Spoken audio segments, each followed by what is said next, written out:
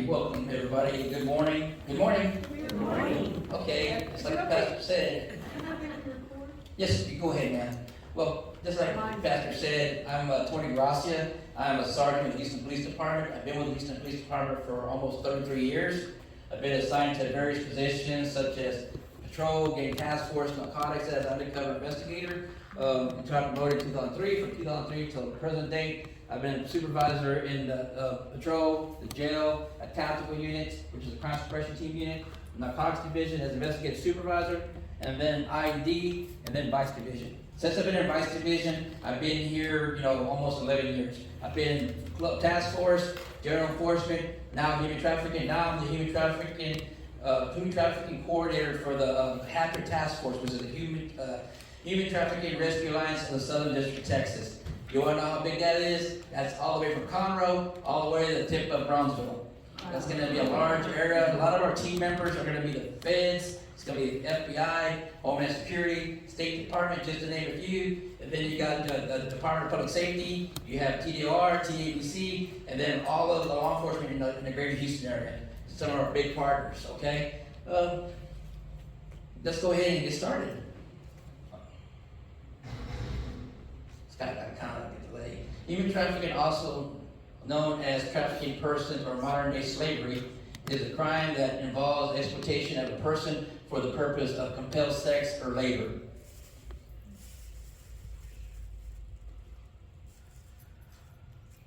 According to the Trafficking Victims Protection Act, TVPA, which was originated in 2003, amended in 2013, is recruitment, harboring, transportation, provision, obtaining, patronizing, and solicitation of a person for sex, labor, and services through the use of force, fraud, or coercion.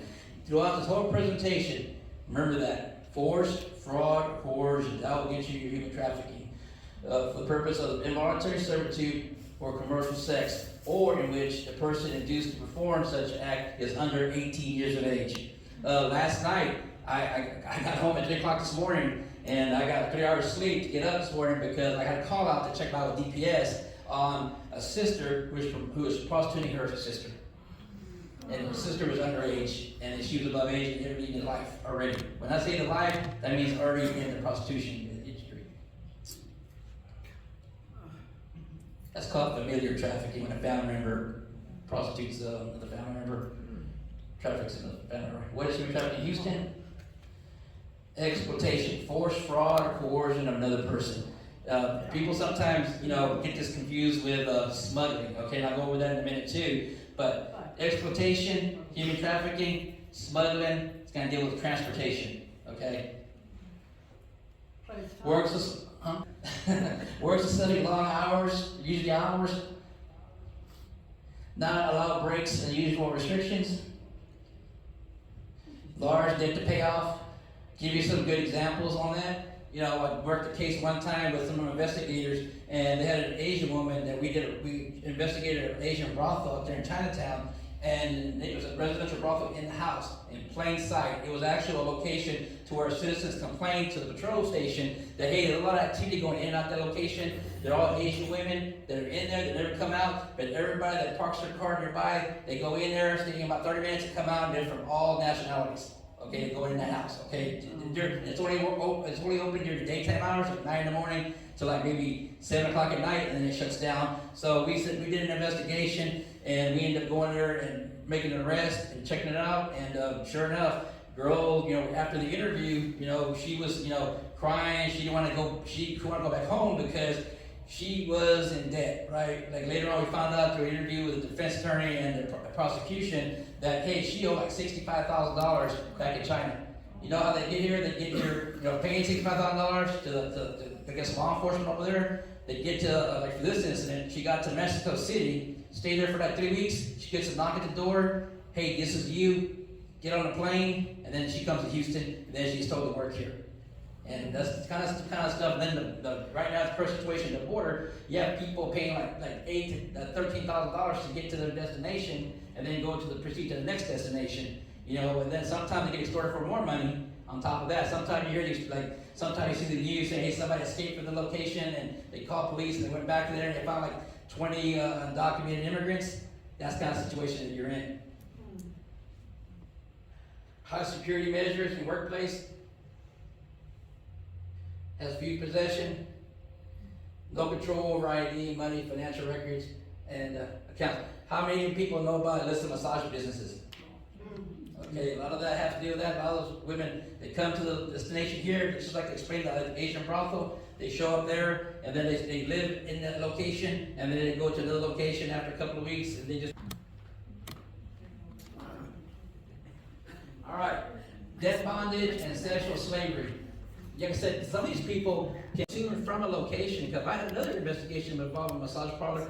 The girl's like had a kid, she's in California, she comes here, she has to work a couple of days, and she said that, hey, I can go and come as I please, but she owed a lot of money, and she had to be here, and then the people at the location said, hey, you can be sick or whatever, but you gotta show up here. I've had people work in the cantina before, and they will sit there like, hey, you may be sick, and I can't show up at the brothel in the morning, but you will show up at nighttime to the cantina to work. Okay, they got quotas and stuff. $3.6 billion a year industry behind narcotics. Probably gonna be number one nowadays. Right here, 80% of the victims are women and girls, 12 to 14 years of age. You want to take a wild guess of what's the youngest age we've ever covered for the Vice Division? A victim? 6. Close. 4. 4 years old. And then the youngest person that I've ever had recovered is actually recruiting other girls that are older than her, 12. 42%, let's see, 40% of the recruiters are women. Why do y'all think that? 42% of the recruiters are women. The what? No, trust, the trafficker trusts. The trafficker that has them, now they move up in the pecking order. They're ranked up higher now because they're taking care of the other you girls in recruit. So then after that, they're in charge. Like I talk about that 12-year-old, the pimp could be like 25 years old, but then all of a sudden, sure enough, they sit there and, hey, you're in charge, and she's enforcing the rules of the game. We call it the game, right? They enforce the rules, and next thing you know it, they're sitting there like, hey, I'm in charge, I need you to do this. And then the trafficker can be off doing something in another state, but she's in charge. She's a brat. 700 destroy the back and forth between Canada and the United States. That's a lot of numbers, but then again, that's not counting from all over the country that's going on at the southern border right now.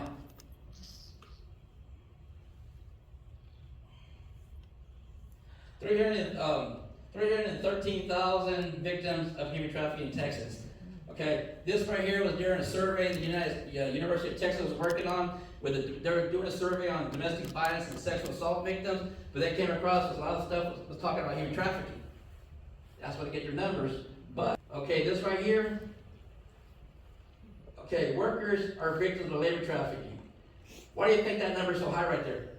Probably more. Why do you think it's so high? Labor trafficking. Why do you think that? Because they don't know they're being trafficked.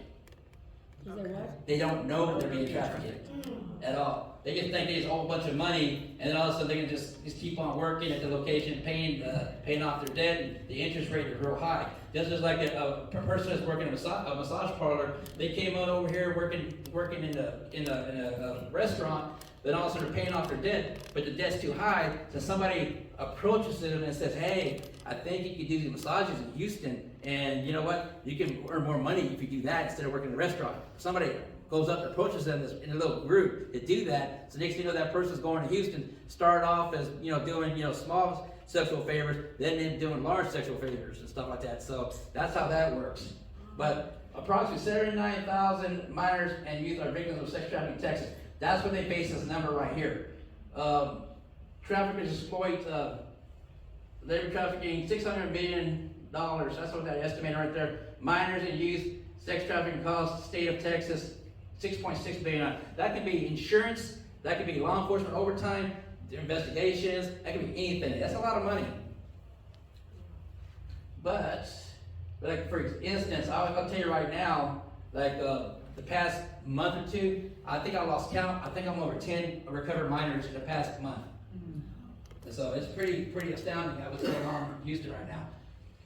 Trafficking and smuggling. Now we're not one question about trafficking and smuggling right now. There's a big difference. Sometimes on TV, we investigating a trafficking situation. Got a bunch of undocumented immigrants inside a house. That's gonna be smuggling, straight up smuggling, right? Now, until we get an investigation, know what's going on and stuff like that, but can smuggling turn into trafficking?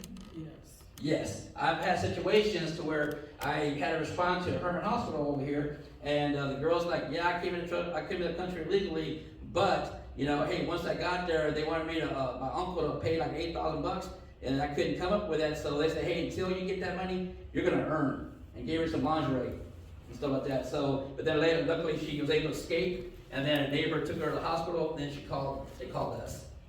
But as you see right here, crimes against a person contains an element of coercion. Remember, force, fraud, or coercion can occur domestically. Trafficking individuals should be seen as victims. Smuggling, crimes against the border, no coercion. Contact ends, requires a border crossing. Those entered illegally are usually treated as violators. But like I said, as an example I told you earlier, is smuggling can turn into trafficking. But I hate being called the hub for human trafficking. They designated that a couple of years ago. But you know what? Proximity, close to the border, major international airport, seaport, and interstate roadways. The big problem for us is I-10 East Freeway. I-10 East Freeway goes from east to west. Diverse, sprawling community, large immigrant population, especially out in the southwest side of Houston. Who are the victims? Victims can be anybody. Victims can be anybody. White, black, Hispanic, anybody. From, like I was telling you, from 4 years old to 65. I've recovered them all. They could be older, but 65 is, I think we had not too long ago. Red flags. You go to the Attorney General's office, Texas Attorney General's office, they got a pretty good website regarding human trafficking. Red flags, you know, unexplained injuries, being sexually provocative clothing, you know, older boyfriend. If a boyfriend's, you know, 23 and the girl's 16, when you see that's a problem, yeah. And you know, she's being isolated. You had like an outstanding, you know, soccer player, you know, A student. Next thing you know, her grades starting to go down. She's hanging out with a different crowd. Let's say she's from Pearland High School, but she's hanging out with Manville or, you know, out there in Santa Fe, and also totally different than the people surface she usually hangs out. That should be a red flag. It's kind of quiet down out there now that everything's out there in the northeast part of Houston now. Labor trafficking. Okay, work necessity, long hours, you know, living in one location, driving in the right van. How many people ever had people come to the door and knock on the door for, hey, you want to buy some magazines? Those are trafficking situations. Oh, I know I'm doing this job right here. I get in a situation till they come to the door, I ask them if they're okay, I give them a card. Give them a card, or else give them some, hey, you want some water? Because I had to do a recovery one time because in a white van, that the guy had called the National Human Trafficking Hotline and said, hey, you know, this guy that got beaten refused food because he needed his quota. So he's at this location at Taco Bell by Greenspoint Mall. So we ended up reacting to the State Department because that's before we were on the Hatchet Task Force. So we ended up assisting them, locating them, and we got a white van and we got our victim. But then all of a sudden you got everybody, they were all white males and females, and guess where they're from? West Virginia, Kentucky, Tennessee. All of them high school dropouts and stuff like that. We started interviewing and stuff. They were just wanted to, hey, go out there and work. We said, we're getting taken advantage of. Who are the victim suspects? Who's the offenders and consumers in here? Pick them out. Well, they're all suspects. One's an aspiring rapper. Yeah, he has some minors. He was prostituting, trafficking, a gang member. Same thing, clubs. Cheerleader. That's out of the ordinary one right there. You know why? In that specific incident, it's told that was one of the, hey, all the younger girls are, I think she's senior or junior, she had expensive handbags, dresses nice and stuff, and they want to know how she gets that. And that's where she lives at with her parents. And also, I'm pretty sure her parents can't afford that stuff, but she showed up all that stuff at the house. So then how can I do it? So let me show you. And all of a sudden, then she started prostituting up to the girls. Yeah. But this right here, I've actually, on this right here specifically, this mom right here in the corner, blonde hair, yellow shirt, I've actually covered a lady just like her, and for this presentation, she's probably another familiar trafficking to where she brought her daughter from Splendora, and we got them on our investigation at the Hyatt Regency downtown, and sure enough, she said that I was prettier one of the group, so that's why my mom said I gotta pay bills. And stuff. This guy right here, the guy in the black shirt, he was he was sitting there prostituting young girls out of the clubs. The guy, the male beige, the black male in the beige, he's out there, he's gonna be the kind of person that his whole family is involved in trafficking. His son, grandson, nephews, everybody sees the lifestyle and they want to be in the lifestyle.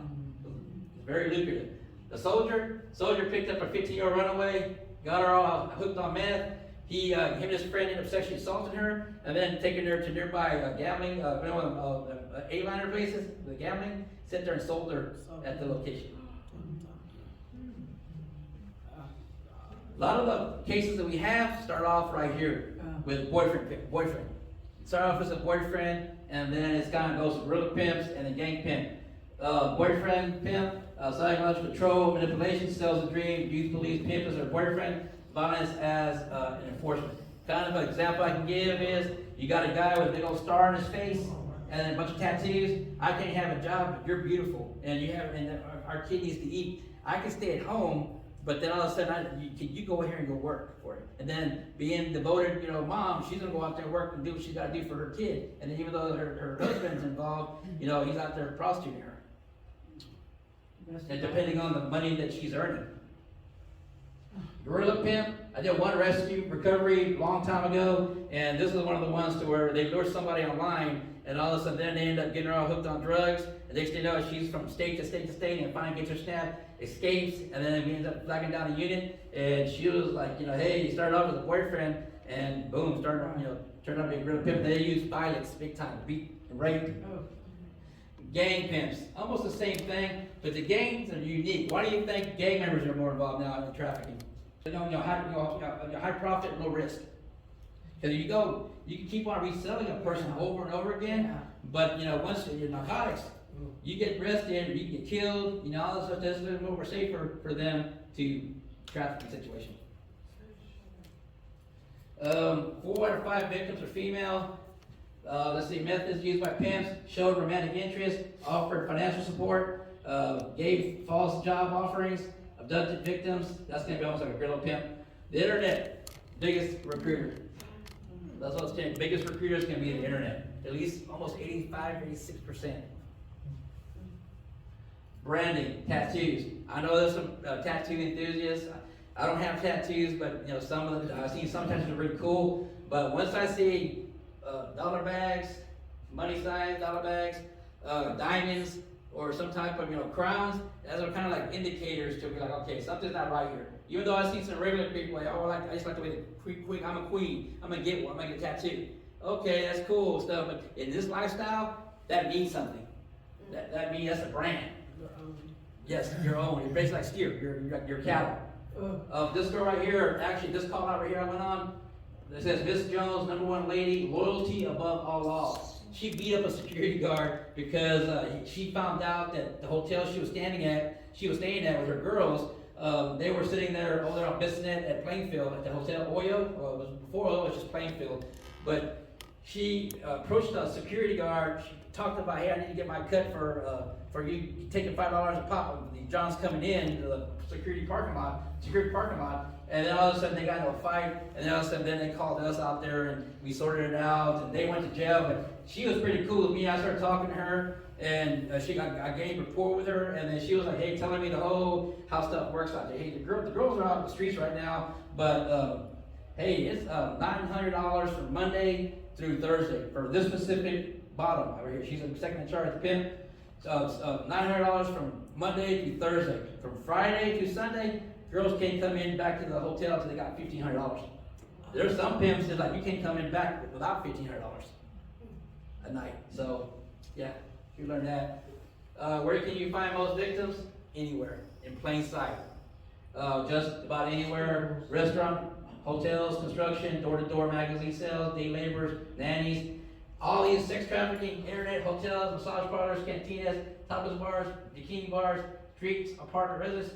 That tells you some plain sights. Your neighbor can, have something going on at the house that you don't know. Schools can be recruited. You got a no trafficking zone. They recruit. I think they had an incident a couple of years ago down here in Mindale one time. Somebody recruiting, and I think on that situation, I remember correctly, The trafficker was going to school. The girl that was working for him, I guess, dumped him, and she was already working for him. He hooked up with another girl at the school, and then they confronted each other. And that's how the whole incident became the light of the hey that they're running a prostitution organization out of Mango. You can look that up. It's actually, I read that article. Our victims recruited, promise a place to live, offer a family life, promise of, and that's what I'm going to tell you about when you read these.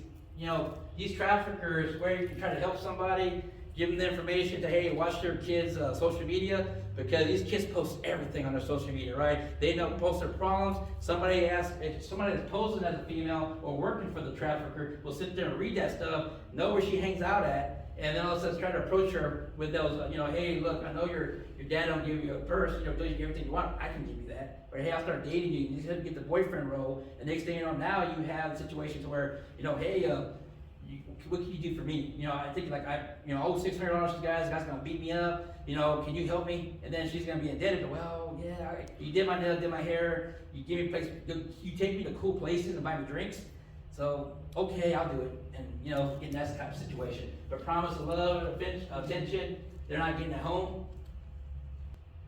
These social media, schools, ad hotels, local recruiters understand victims' culture, bias, threats, fraud. Victims do not choose to stay, but are under control of the traffickers at all times.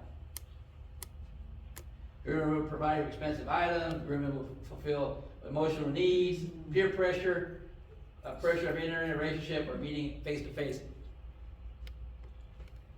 This is a new thing I put. Social media. Anybody wear this? You might take a picture of this right here. This is a new one right here. I just had it made. You can't read it because it's small, but some of those are most of the logos you should know about. Majority of our traffickers who've done stuff is going to be in that Facebook, Instagram, Snapchat. But the big thing right here, actually I was on my way to work a couple of days ago, well, about 6 months ago, that calculator one, if you have a phone that has 2 calculators on it, you got the original one that's on there, but you have your kid or nephew or granddaughter that has another calculator that looks like that, that's going to be almost working like that one with the ghost on it, like Snapchat. And actually, it's a functioning calculator, but you can use a code to get to all the fun stuff. So, all right, this is how we fight HT in Houston. Okay, I'm here right now, doing events like this, going out there, spreading awareness, community outreach, training for law enforcement, medical providers, dispatchers, been everywhere. Been out to the medical center doing presentations, doing, churches, functions, community events, been everywhere. Training other law enforcement agencies, training our own academy, cadets, in service mandatory for I did 17 teachings throughout the whole cycle at the academy, so I was pretty busy. Demand suppression operations, proactive covert trafficking operations, that means us actually actively looking at ads and trying to engage them and recover them. Shaming, demand, we don't really do that anymore. Precinct 4 does that. It's not that. I'll tell you right now that you won't see, when you have a news article for HATRA task force or we do a human trafficking operation, we don't sit there and put females on display. Why do you think that? Because they're victims. Okay, you don't want to do that. But then again, some people still do that. But we try to be a little bit different, trauma-informed, victim-centered for the Houston Police Department and HATRA task force. But I tell you what, though, when we started shaming Johns when the law changed, I think even when Chief Acevedo was here, we would sit there and get a bunch of Johns. Like Johns are people that purchase sex.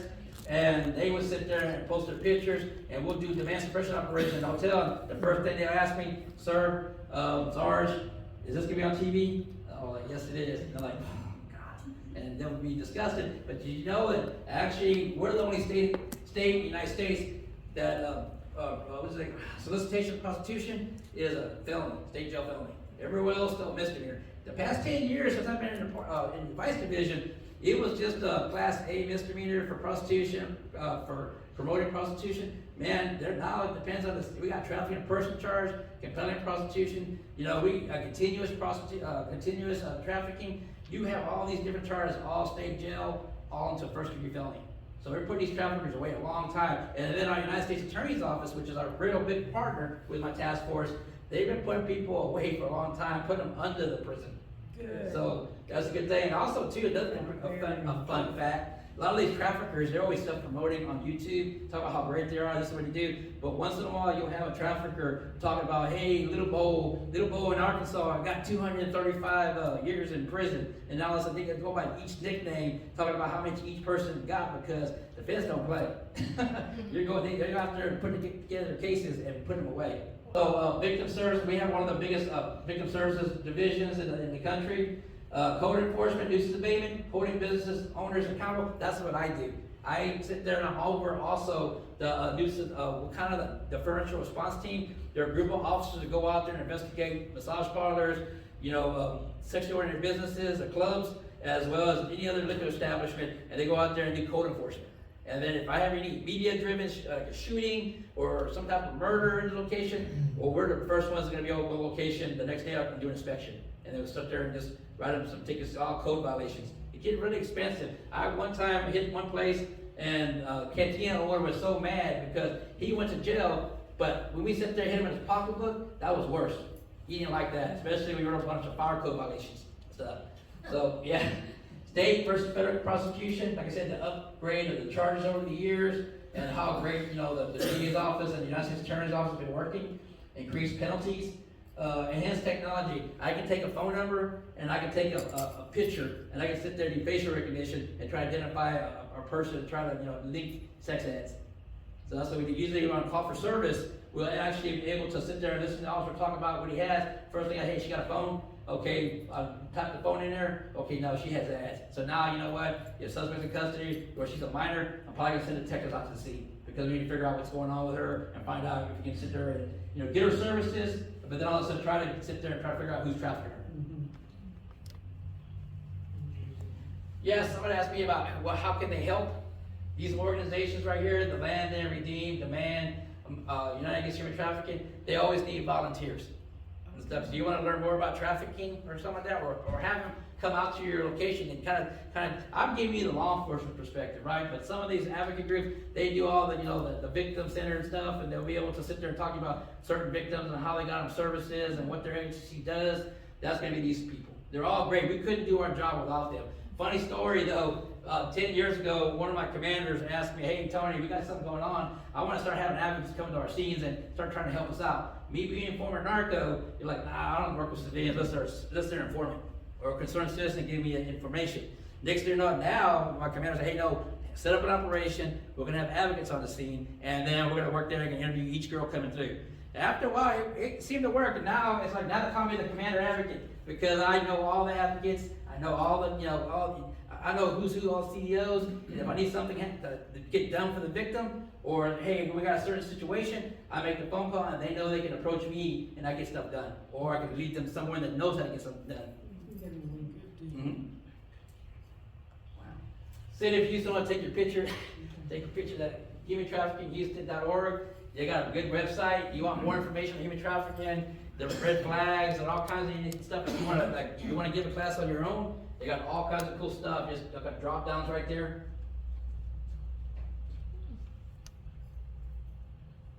You ready? All right, victim-centered response. This is a big thing. You hear anybody say, hey, we're talking to victims, we're going to be trauma-informed, victim-centered. That's because we really mean what we say. We're here to believe the victim. We're here to sit there and try to get them to tell me their side of the story and not be judgmental. Okay, that is a big thing, and that's why we got we have a lot of outcries, saying that they're being a victim of trafficking because we more like, hey, we care.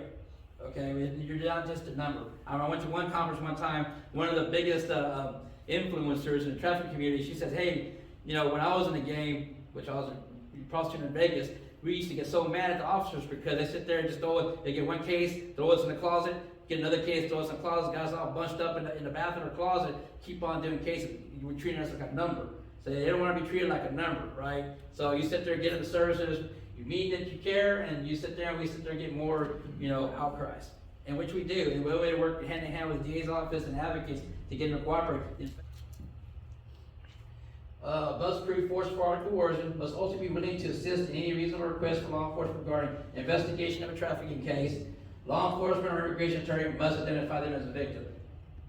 Minors, You don't have to prove force, fraud, or coercion, and you don't have to cooperate with law enforcement. That's the number of the National Human Trafficking Hotline. 1-888-373-7888. Toll free, confidential, 24/7. They have like over 270 languages. You can sit there and you can do it anonymous, want to be called back, or let me see which one. Yeah, confidential. I prefer willing to be contacted, get more information. You can call, text, live chat. Yeah, 200 plus languages.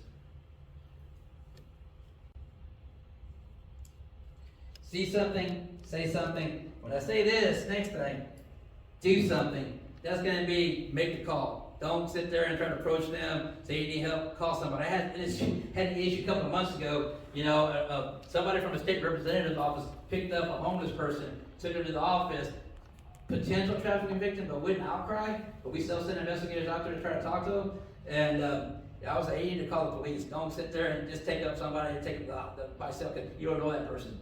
And then plus, what she was saying that when she went to the house looking for her, she went into a crack house looking for her. I was like, no, you got a car, you got money, you could have got, lured in for, a robbery. Yeah. So you never know. Call the police. Call the dispatcher, call the vice division, and there's a National Human Trafficking. Yeah, I'll put that National Human Trafficking hotline number. You make sure to drive that home. So if you just see something, call that number. But then eventually you'll get to me, because I'm the Houston representative for Houston, and I distribute them out to the different, agencies by email. Let me see. Here's my contact information. Sergeant Gracia, Vice Division, Human Trafficking Task Force Supervisor. Antonio.Gracia@HoustonPolice.org. You see, I thought I had a video up there. Yeah. Do you want to do the video? Yeah, you go for the video. Got a short video, so you can understand. I think it's one of the videos I found is pretty good. My trafficker was my husband. There was no way I could reach out to anybody for help. We're scared. We're scared to run. We're scared to tell anybody what's going on.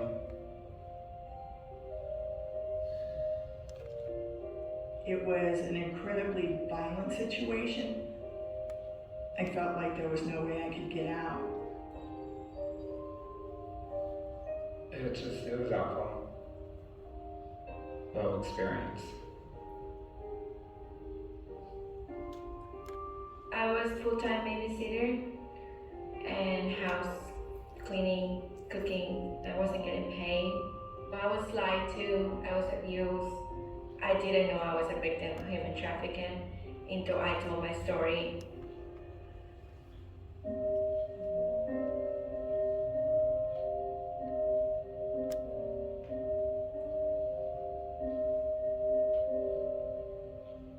Human trafficking is really compelling someone to any form of work or service against their will. Force, fraud, and coercion is really the crux of the crime.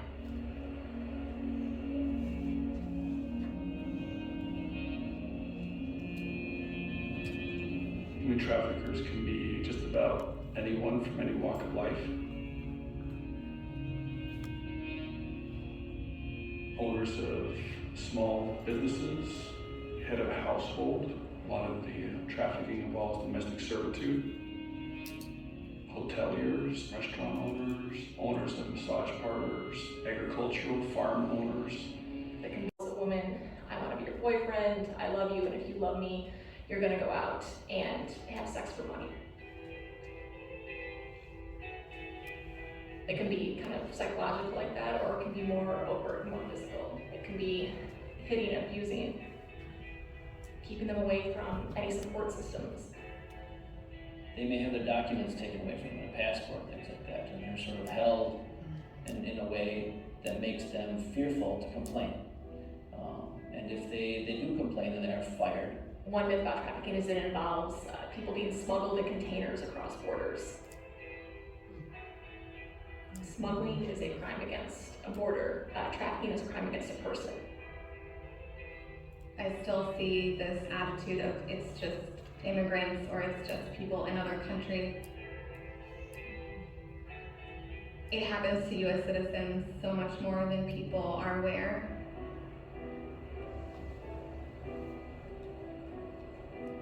There really is no one profile of a trafficked person. There are clearly themes or patterns, but if you look through the investigation reports, you'll see cases that are very, very diverse.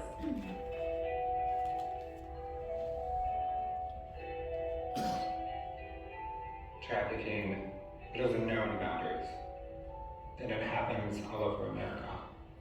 So I came from kind of a more privileged background, but it still happened to me, and a male. The victim can be male, female, transgendered, anyone. There's a myth out there, partly because of movies, that trafficking victims are chained up, and that's not the case, but it doesn't make the victim any less unable to leave. Oftentimes they're worried for their family members. Traffickers will often say, I know people that will do things to them. We need to understand that freedom of movement does not equal freedom of choice.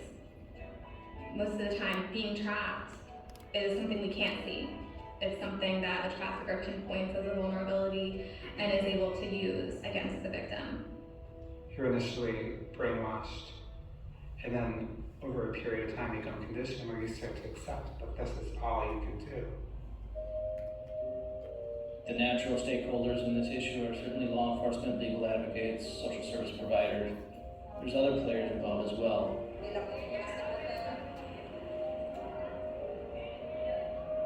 It is important to engage with the community in human trafficking cases because victims often don't self-identify. They don't come forward to law enforcement. Thank you. Bye-bye. We try to make sure the community is educated regarding human trafficking because those citizens in the community are the eyes and the ears. It's medical workers, it's educators, it's personnel at homeless shelters. There has to be a support system within the community, psychological counseling, shelter, and vocational education so they can reintegrate, become a healthy individual. We can't do this alone. No one has the capacity to provide every single thing that a victim or survivor of human trafficking needs. There's an intentional effort to get everyone together so we know how to share resources, we know how to work together to make sure at the end of the day, a victim becomes a survivor.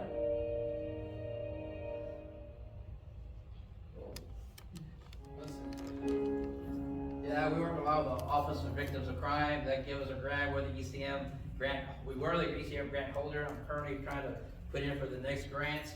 It's like for $750,000. Us and the YMCA are partners, so it'll be like 1.5 actually.